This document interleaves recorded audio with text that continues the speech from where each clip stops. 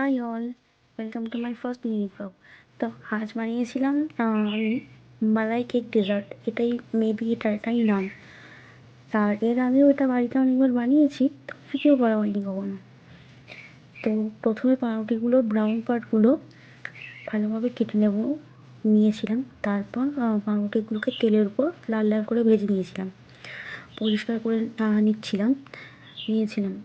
তোমরা tissue use করতে পারো, আমি গরিব শরীর মানুষ, আমার কাছে টিস্যু ছিল না।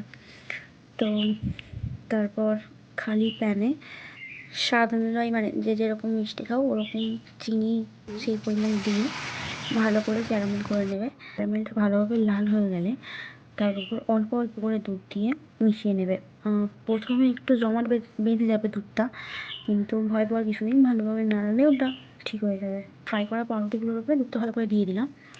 তারপর কিছুক্ষণ ওটা ঠান্ডা হওয়ার পর ওটা ফ্রিজ করেছিলাম। ফ্রিজ করার পর প্রথমে বোনকে দিয়েছিলাম টেস্ট করতে। তারপর শোনো ওরা ওই নিজে কী বললো শোনো। ভালো হয়েছে, হ্যাঁ স্ক্রিপ্টেড নয় তো। না, ভালো হয়েছে। ঠিক আর মা পাপিও পরে খেয়ে বললো হ্যাঁ ভালোই হয়েছে।